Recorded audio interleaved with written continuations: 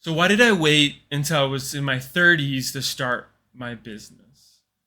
Well, to answer that question, I have to walk you through different aspects of my life. For those organized people, there's going to be a beginning, there's going to be a middle, and then there's going to be where I'm going. And to show you the lessons that I've learned that led me to wanting to start my business and then eventually actually doing it.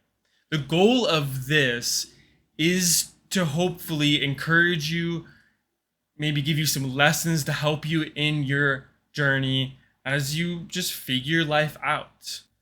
Because I think so much in our life, we have this tendency to compare ourselves to one another. We see how that person's life turned out, and we're like, man, my life didn't turn out that way. Or like, my life is awesome. This is great. We're killing it out here. But also, it can be frustrating. Frustrating when your life feels like it's, that diagram has like the circles all over the map, and you're just like, eventually I'll get there. Or you have some people's life, which is like, hey, I went to school as a doctor, and I'm going to end my career as a doctor or engineer or whatever it may be. There's people who've been doing the same thing for 25 years plus and probably will be doing the same thing for 25 more years. And that's okay. All of these things are okay. I'm not here to dictate what you do or what you do not do. What I am going to express is that hopefully some relatable avenue that, hey, life isn't always linear and you're not alone. And that it's okay that it's not linear because I believe that ultimately purpose is discovered and uncovered than just placed upon you. I think as a person who has faith, I think there is some avenue to you given a purpose. I think as a Christian, it's obvious that your purpose is the Great Commission, to share the gospel throughout the world. But the challenge that people have is that task that is aligned to that purpose. How do we share the gospel throughout the entire world? And that's not always a clear answer because what people do and their tasks are always changing, forever changing. So, with all of those caveats, this is the beginning of the journey. The beginning of the journey is like everybody who attends high school, or maybe even before that. So often the choices are you don't really make. You don't really make many of the choices that you have. You have people that make those choices for you, or they give you advice that leads you to those particular choices, but maybe you didn't actually fully understand what you were doing or why you were doing. You were just doing what you thought was best with the information that you were given or the information that you were told. And I think that's so much, unfortunately, why a lot of people attended college when maybe they weren't supposed to. For me, that is my story. Anything in my life that I've experienced previously, I do not regret any of it. I'm thankful where I've come from and how I've arrived there. And I think if there's any regret, there's only one. And I will share that at the end. Or somewhere in this story. So, high school and college. For you, and maybe just me, high school wasn't my thing. I didn't really enjoy high school. There was probably 1 year of high school that I enjoyed, but for the most part, it it is what it is. It was what it was, and I think that's okay. But for me, there's probably like 1 year that I really enjoyed, and that was junior year. Other years were like mid at best, because at the same time, I also wasn't the best student. I wasn't the best student at all. I was quite terrible. As I learned throughout my time, is that being a student wasn't necessarily the end all be all, but it was kind of like a skill that you needed to learn to be successful. That I feel like we all have jobs per se, and student is a job and a skill that you have to learn in itself, not necessarily the material that you're learning. So in high school, I was a terrible student. I didn't really try, I didn't really care. And that's no one's fault per se. That's just the reality that I lived with. And I think over the course of my time, I realized that I had the capacity to do more than I thought I was. Is that, but no one brought that capacity out of me. No one brought it out of me at all. And I didn't realize that until later. In high school, it felt like they kind of gave up on me. I think they did it out of care because I struggled. I was terrible at studying.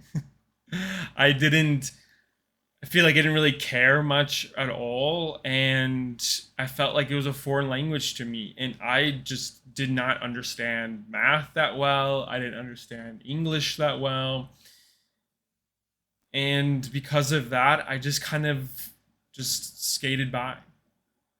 Wasn't really pushed, wasn't really challenged, and maybe that's a bigger question around the school system, but hey, that's just what I dealt with. And I'm not going to fault people for the decisions that had to be made.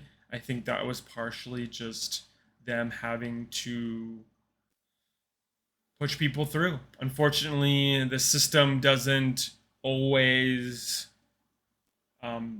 benefit people who are struggling because at the end of the day, schools are given money for pushing kids through.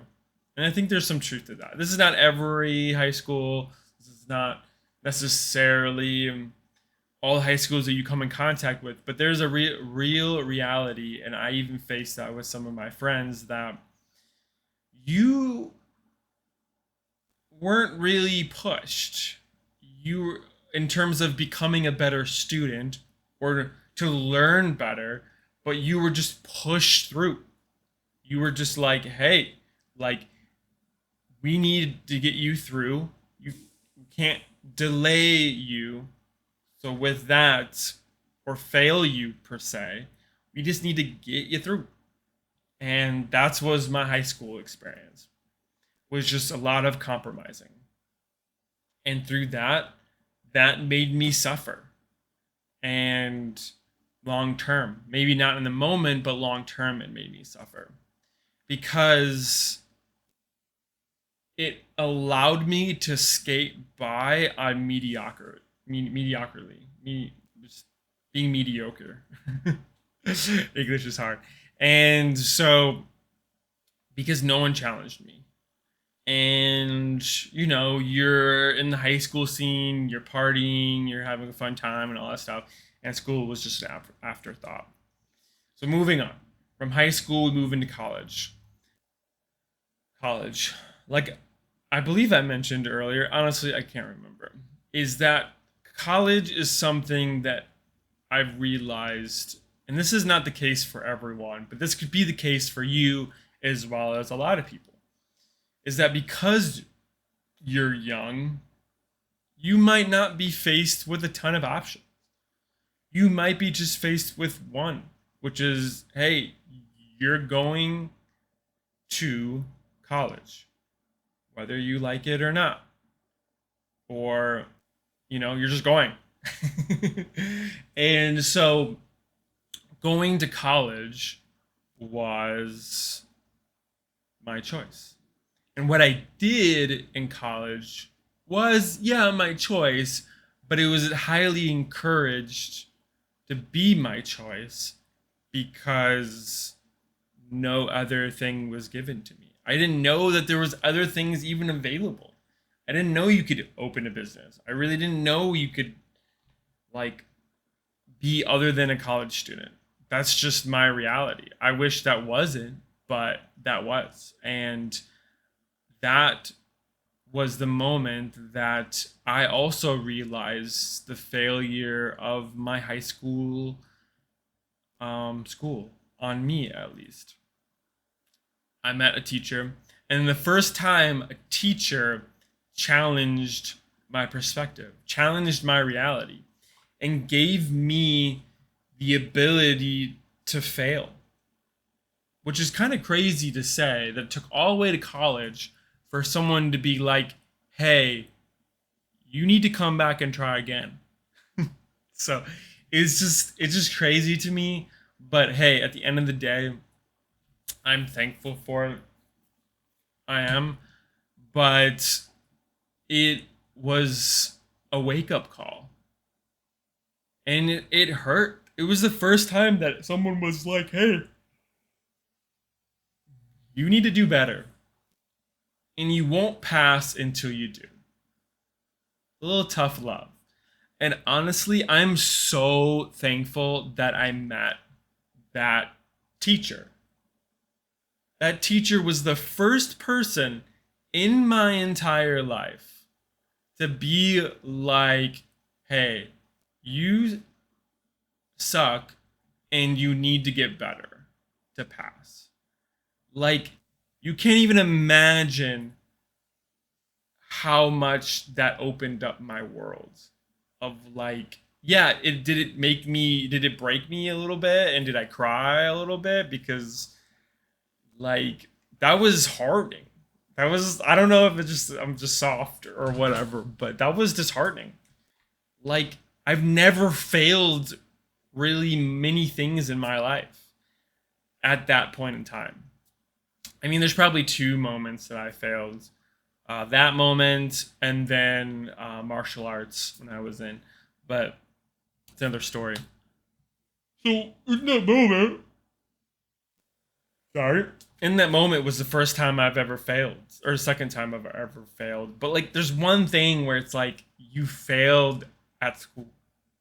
I don't know. There's just something different about that that I didn't expect. So what did I do? I failed.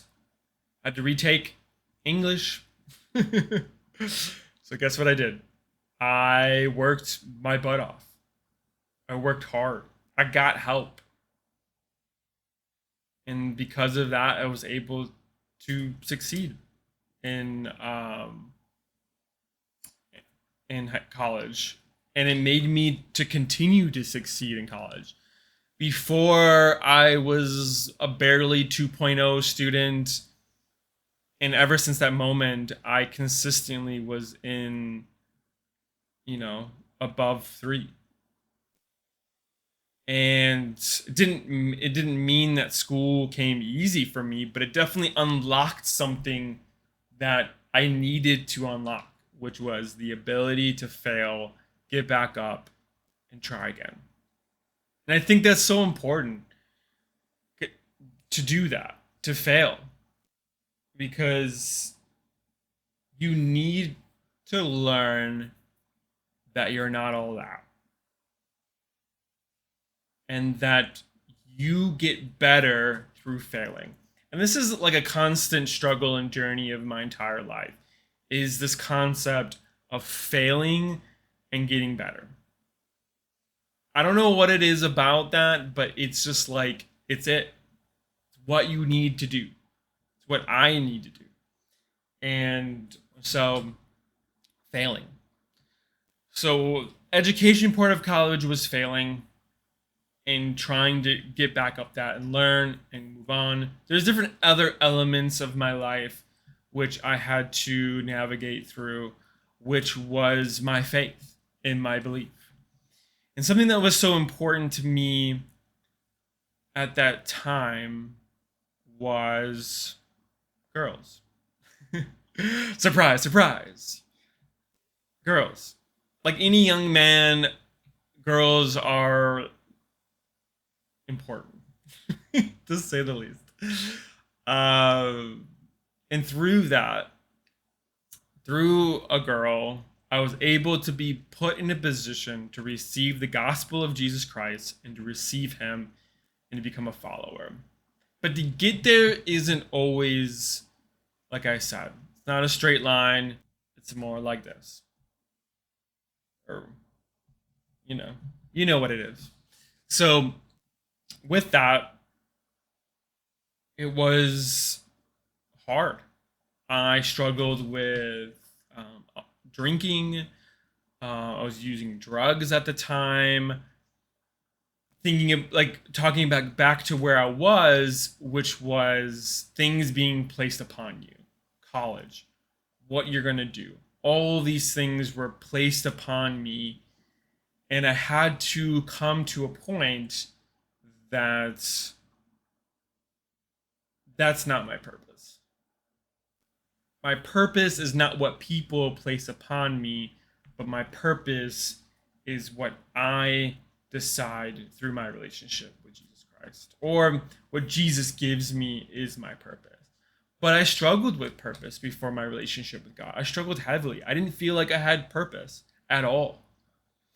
And even after my relationship started with Jesus Christ, I still wrestled with purpose because it's like I said, it's not a linear thing, especially when you have people who have very or more linear lives. My life wasn't always the case and will continue to, not be that case. So, so yeah, I struggled. I felt like there was a shadow. I felt like I struggled with depression, and because of that, I would just drink constantly, and to the point of just like deep despair. And through that, I met a friend, my only friend at the time. I had zero friends at the time. I left all of my friends from high school and had zero friends. Zero. I didn't know anybody. I lived in the same neighborhood as all of my high school friends, but I walked away from all of them because they were unhealthy. And I had to accept that. And so college, I didn't know anybody. So I met my first friend in college, and he invited me to a bowling. I met a girl, and she invited me to crew, and then I received Jesus Christ, received the gospel. The gospel is that, hey, we're sinners. It's a reality. It's a reality that we face because of what Adam and Eve did. And as humans rejected God, sin entered in the world. And as sin entered the world, we're all sinful and fall short of the glory of God. But we don't have to stay there though. We don't have to stay there because Jesus died for us. Jesus knew the sinful nature of humanity and knew that we would never enter the kingdom of God and be back in relationship with him without him sacrificing for us so that we can receive him and be in relationship with God and have eternal life. That is the gospel. I received that and I started the journey. We are on the journey. And through that, the rest is history. I've done a lot as a Christian, from being a leader in church and I just lost my train of thought. Being a leader in the church, being a leader in ministries, and all of those things. And throughout my college, it's important to recognize that, yeah, like I said, things change. So I went from nursing to communications and all of the stuff. I graduated in 2016 with a bachelor's degree. And I did all of those years in college. And at the end of the day, I arrived after graduation, pursued different marketing jobs, didn't get hired at all for any of them, but one which was a direct marketing job, and it was terrible. I mean, yes, was it great in some ways, but it was terrible in a lot of other ways. So it was terrible. But we did it. At the same time, though, I realized that I wanted something more. And wanting something more wasn't always clear to me because this is the challenge with going into college right away.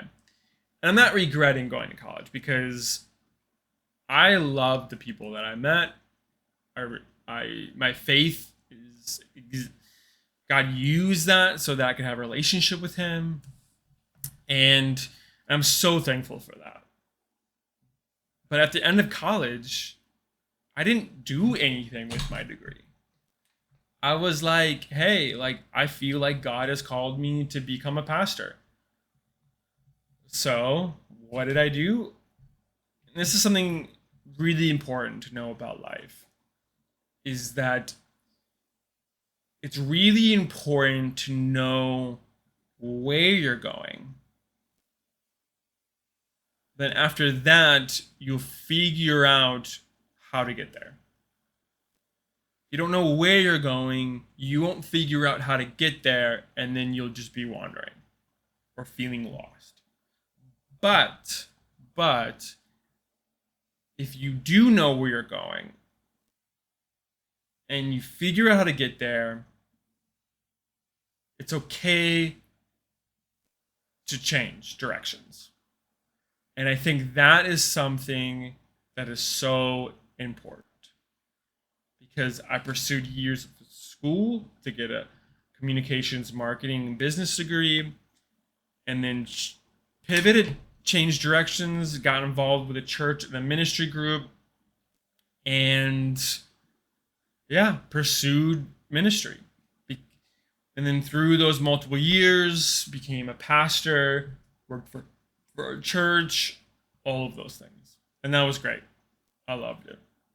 And then after that, after becoming a pastor, I've worked for an amazing organization called Chick-fil-A for years and stayed there for a while.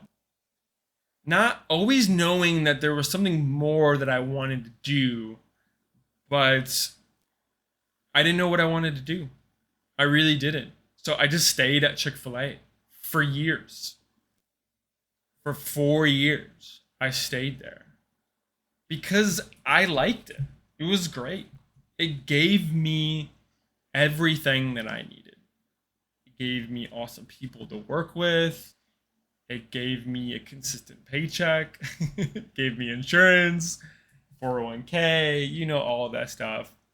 Also, they recognized the importance of who I was and the value that I added. And that was super important, especially at the time that I was. And because after I left ministry, it was another low point in my life, very low point. And this was during COVID. And COVID it's odd to say this because COVID was devastating for, the economy. A lot of people unfortunately died from it. And it's really unfortunate how COVID like panned out. Like it really is. So it's weird to say at the same time all of that devastation was happening, COVID for me was like what I needed at that time. So it's strange to say that like COVID was devastating for the economy, for people in the government, society, people's lives, like all of those things. At the same time, it's crazy to say that COVID for me was like what I needed because I was struggling and I was depressed and I didn't have purpose and I was mourning the loss of another dream. Another dream. I went to Green Bay for communications marketing, experienced a ton of failure and rejection from there. went to ministry, pursued that. That didn't work out. And now all of that comes to an end. And I'm just like, what do I do? What do I do with my life? Like what do I do? And I didn't know. So COVID was like that breathing avenue where I needed I needed to breathe, and I needed separation from society, and I needed the simplicity of going to work and coming home and spending time with Jesus and prayer and being with the people at work. Like that's what I needed. And so it's crazy to say that like COVID was what I needed, because there's so much devastation that came from COVID and the fallout of COVID. So I stayed there for some time. I stayed at Chick-fil-A for 4 more years. I felt like in my spirit that God called me back to the church, which is great. Not to be a pastor, but just to be involved and to serve. And also an amazing part of my life, because I met amazing people, I met great leaders, business owners, pastor, just speaking into my life. And I started getting more into photography and video. I started to get this stirring of like, oh, I want to start a business or whatnot. So this is over the course of the 4 years from 2024, and to the point of like, hey, like there's some division going on, not division, but there's some stuff going on, some stuff moving, and I feel like, I need to separate from Chick-fil-A. And I love my time at Chick-fil-A. I was a media director, learned a lot about marketing, social media, and all of those things. It's just we viewed it very differently, and because of how we viewed it, um, it was hard to be in. It was hard to be there. This is not at any fault for the people that I was with, the people that I'm working with, but it was just like we just had difference of opinion, and that's okay. That's part of life. That it's sometimes it's just time. And at the same time, I also needed to make more money because I was getting engaged and I was going to get me married and all those things. Met my now wife, and things needed to change so that we could get married and provide. And that's important, reality that all men have to be faced with when that time comes, is that decision. So yeah, but it was such a good season for me. And now, okay, I left Chick-fil-A to start my new job. But that was 2024. So 2 years. 2 years and it's been a journey for me. Like originally, I've gone through this process. This process of um, wanting to become a photographer and videographer. This is my goal. This is what I wanted to be. This is my business. This is my business strat. This is what I wanted to do. And I pursued that. I pursued that and pursued that, and eventually found myself where I am now. I always heard signs, and I always felt like maybe video. I love video, and video will always be some element of my life because I really enjoy it. At the same time, though, I don't know if I wanted to be like a freelance videographer or a freelance photographer.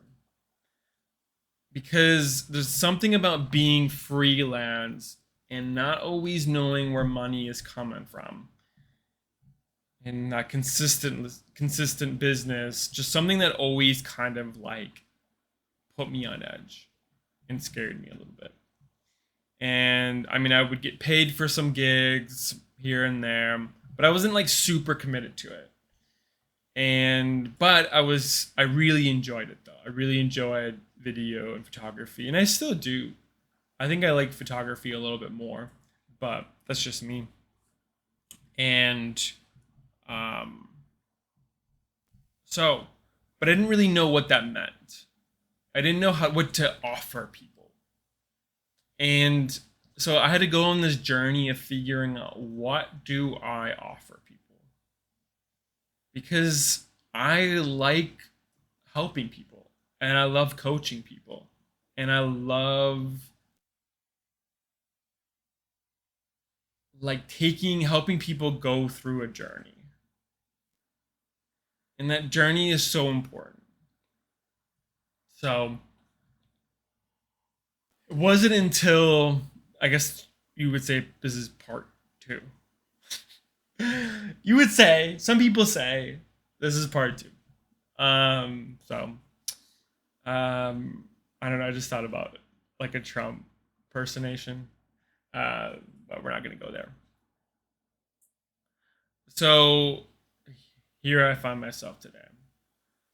This is kind of random because it kind of came out of nowhere, because as you know, I mentioned photography video. And through pursuing that, certain people asked for my help in helping them start their clothing brand. And through that, I was like, holy cow, did I just find my offer? Because it's like, I didn't expect it. Through my experience with marketing, and I did some content creation, I've been digging a lot into, like the popular people like Omar Altakori, Alex Ramosi, and there's other business people. Like, the business content out there is practically endless. But there's a lot of business advice out there. So through exploring those people and what they're saying, and then other people as well, and like, as well as pursuing video and photography, marketing with Chick-fil-A for years, um, walking into somebody asking me, "Hey, can you help me start a clothing brand?" Um, I'm like, "Yeah, let's do it. Let's do it. Let's start this clothing brand." So yeah, I went through this journey like like two times now, and potentially a third one. And through helping these clothing brands, I found like a joy in helping them, like helping them develop the brand, help strategy, helping them the content strategy, and then, you know, selling, and how to build an audience, and like all of these things. Like, I found myself really enjoying it, and it's fun. And at the same time, like, that opens up an avenue. If they want me, I can also help with photography, maybe a little video, you know. So it kind of was like this cool world that I, found myself in, you know, whether like not pretty much by accident. That's what I'm trying to say, I guess, just by accident. And it was just this reality where it's like, oh, cool, really cool. And what was even awesome, and I think this is something that's very key, is it's one thing to have skills. It's another thing when you help one person as well as another person, like, pay you for for your services. as well as like want to pay you for their services. And I feel like when you finally kind of arrive in that spot, it kind of just opens up your eyes that holy cow, everything that I've learned, worked through, and experienced, like, led up to this moment, led up to this moment of helping these two clothing brands with a potential third one on the way. And I was like, wow, like I can really add value here.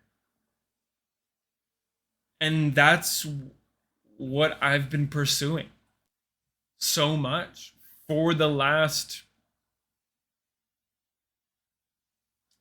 not year, but this year is like, oh, cool. Like, how can I do this? How can I make this into something more than just some casual thing? So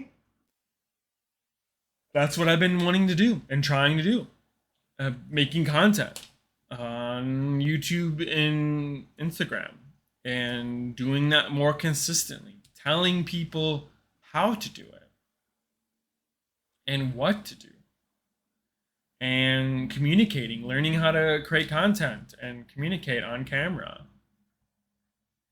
Because when you do create content or before you do it, it's awkward. It can be very awkward, weird, nerve wracking. You make it this big thing in your mind, like if you post that video, you're gonna end the world. People are gonna judge you and all of these stuff. But at the end of the day, like people don't really care. People don't really care, and that's fine, and that's great. That's a great advantage for anyone who's looking to start and do, because people don't care at the end of the day. And like I said, and that's okay. It gives you the space and the freedom to try, to experiment, to fail, to learn, to fail faster, to learn faster, and all of these things. And now I started a business helping clothing brands. And I'm excited for it. I'm excited. And I'm still excited. I think there's some big things that I'm trying to work through and work on, which is creating content, a lot of it, as well as like how can I build an audience and create content to draw people and for them to find me and for us to do it, to get it done, to help them. So yeah, it's exciting, and I took a step and to invest in myself, and because of that, we're great. I'm excited. So, and just getting out of your fear and comfort zone and all of those things that I've been working through. And so with that, that's where I'm at. That's part two. It's so much shorter than part one, but we're out here, we're doing it. And so part three, where I'm going. Well, I'm gonna be posting content more on YouTube and Instagram, honing my message, and hopefully drawing people who are like-minded and take themselves serious, as well as I take myself serious. So I think that's a key. That's a key that's so important, is that for people to take you seriously, you first have to take yourself serious. You have to believe in yourself. And with that comes with time and mindset. And because ultimately, my goals here are so much bigger than I could ever imagine and think of. And I'm so excited on this journey and what will happen, and to be part of that and to see God's faithfulness to have people be part of this journey. And so, yeah, I'm so excited. And thank you so much for watching this video. I hope it added some value to you. And I hope, yeah, I hope it encouraged you and gave you insight into my world, and so that it can be a benefit to you. And encourage you that life isn't, it might never be linear, but that's okay. That's okay. Because life is a constant journey in discovery. And the fastest you can discover, the fastest that you can win and achieve your goals. And the faster that you move, and I am speaking this to myself more than anyone, is that the faster that you move, the faster you can get there. So that you can achieve ultimately what you want to do. And that means you have to punch fear in the face. You have to make content. You have to pursue your goals, because no one is going to pursue it for you. No one is going to hold your hand. And the only person that you can blame is yourself. That is what it means to be an entrepreneur. And if you are able to pursue it and overcome your fears and your anxieties of what people think and failure, and if you are able to do that, you will be able to achieve what you want. You will. You will eventually achieve what you want. The question that you have to ask yourself: do you care enough to pursue it? And that's why I think another big lesson is that if you want to become a business owner, an entrepreneur, you can't do it alone. I became a husband through the benefit of someone, through the advice of other people. I became a husband. I became a person that had the privilege and the benefit of being a husband and marrying a beautiful wife. And that was through the help of other people, through people who are already married and some who aren't.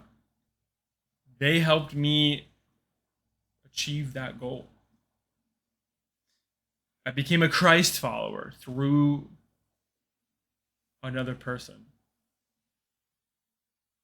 So if I want to become an entrepreneur, which is something that I have never done before, and a business owner, guess what? I'm going to need someone else. You're going to need someone else. For you to be something you've never been before, you're going to need someone else. And you're going to need to live like you've never lived before. That's how you achieve life in a way that you've never lived before. And it's uncomfortable. It's scary. But you have to overcome it. Because the ultimate regret in life comes down to the thing that you wish you would have done sooner. So with that, on that positive note, my name is Ryan. Welcome. Welcome to my channel. Hope this is value. Hope this blessed you. Hope to see you in the next video.